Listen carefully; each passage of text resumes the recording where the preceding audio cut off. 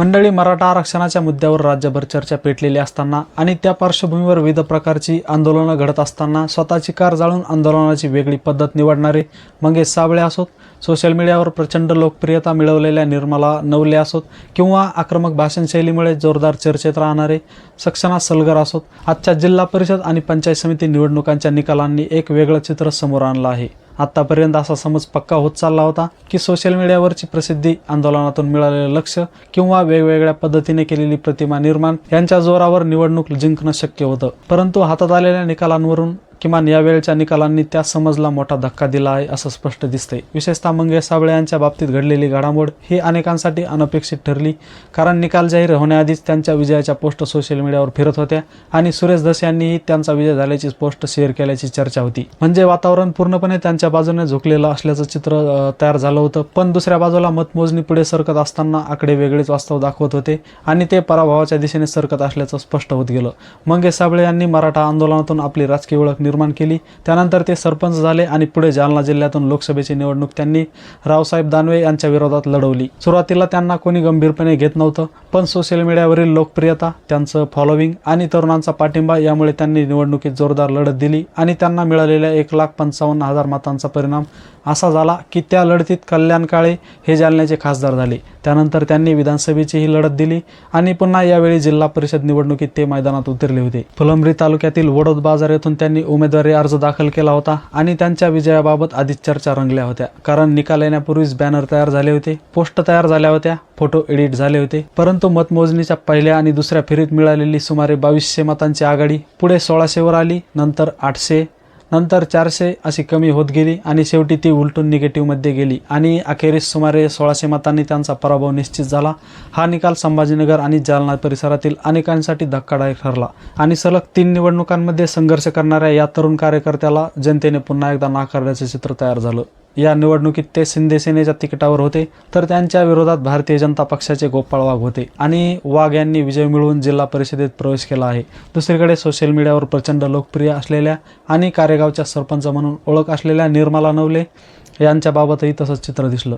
उच्च शिक्षित असलेल्या आणि मोबाईल हातात घेतल्यावर कधीतरी त्यांच्या व्हिडिओ किंवा पोस्ट फीडमध्ये दिसल्याशिवाय राहत नाहीत अशी त्यांची ओळख तयार झाली होती। आय वॉन्ट इट या त्यांच्या वक्तव्यामुळे त्या विशेष चर्चेत राहिल्या होत्या।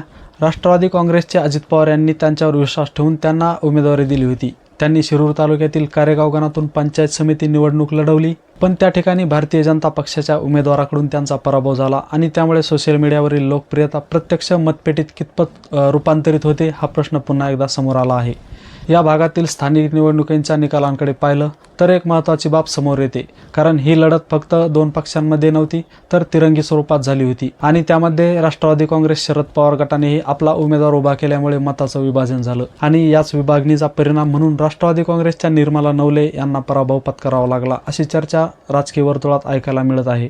निर्मला नवले यांची सोशल मीडियावरील लोकप्रियता लक्षात घेतली तर त्यांचे 5,75,000पेक्षा अधिक फॉलोअर्स आहेत, परंतु प्रत्यक्ष मतदानात त्या प्रमाणात मत त्यांना मिळाली नाहीत आणि त्यामुळे सोशल मीडियावरील प्रसिद्धी ही निवडणूक जिंकण्याची हमी ठरू शकत नाही हे पुन्हा एकदा अधोरेखित झाल्याचं चित्र दिसत आहे। दुसऱ्या बाजूला पुणे जिल्ह्यातील एकूण चित्र वेगळं दिसलं, कारण तिथे बहुतांश ठिकाणी राष्ट्रवादी काँग्रेसचे उमेदवार विजयी झाले आणि अजित पवार यांच्या दुर्दैवी निधनानंतर निर्माण झालेल्या सहानुभूतीचा फायदा पक्षाला मिळाल्याचं मानलं जात आहे।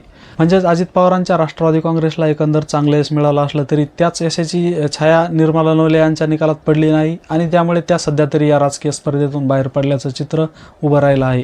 याचबरोबर चर्चेत राहिलेल्या आणखी एका निकालाकडे लक्ष वेधलं जात आहे आणि तो म्हणजे राष्ट्रवादी काँग्रेस शरद पवार गटाच्या प्रवक्त्या सक्सेना सलगर यांच्या पराभवाचा निकाल। त्यांनी धाराशिव जिल्ह्यातील तेर येथून निवडणूक लढवली होती आणि त्यांच्या विरोधात भारतीय जनता पक्षाच्या उमेदवार अर्चना पाटील मैदानात होत्या। अर्चना पाटील या राणा जगजित सिंग यांच्या पत्नी आहेत। सक्सेना सलगर यांची ओळख सांगायची झाली तर त्या आक्रमक वक्तृत्वासाठी ओळखल्या जातात आणि नरेंद्र मोदी असोत किंवा देवेंद्र फडणवीस असोत, कोणावरही कठोर आणि कधीकधी अत्यंत खालच्या शब्दांत टीका करण्याच्या शैलीमुळे त्या चर्चेत राहत आल्या आहेत। हीच ओळख आणि राज्यभर निर्माण झालेली प्रसिद्धी मतांमध्ये रूपांतरित होईल या अंदाजावर त्यांनी निवडणूक लढवली होती, पण निकालात त्यांना अपेक्षित यश मिळालं नाही आणि त्या तिसऱ्या क्रमांकावर राहिल्या. पहिल्या क्रमांकावर अर्चना पाटील विजयी झाल्या, तर दुसऱ्या क्रमांकावर शिवसेनेचे उमेदवार म्हणून ओमराजे निंबाळकर यांनी दिलेला उमेदवार राहिला.